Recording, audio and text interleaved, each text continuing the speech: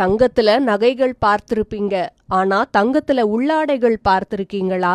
Iraq நாட்டுல நடந்த ஒரு அதிரடி ஊழல் தடுப்பு சோதனையில ஒரு பெண் எம்பியோட வீட்ல இருந்து தங்க முலாம் பூசப்பட்ட உள்ளாடைகள் பறிமுதல் செய்யப்பட்டிருக்கு.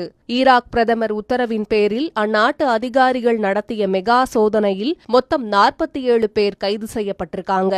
இதுல மொத்தம் 2700 கோடி ரூபாய் மதிப்பிலான சொத்துக்கள் சிக்கியிருக்கு. அதுல ஹிந்த் அல் அபாஷி என்ற பெண் எம்பி வீட்டுக்குள்ள போன அதிகாரிகள் அப்படியே ஷாக் ஆகிட்டாங்க.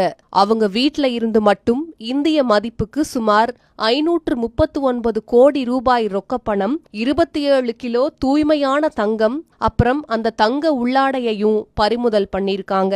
இது போக அலியா நசீப் என்ற இன்னொரு எம்பி வீட்ல இருந்து 146 கோடி ரூபாய் சிக்கியிருக்கு. மக்களோட வரிப்பணத்தை கொள்ளையடிச்சு இப்படி சொகுசு வாழ்க்கை வாழ்ந்த எம்பிக்களோட இந்த லீலைகள் இப்போ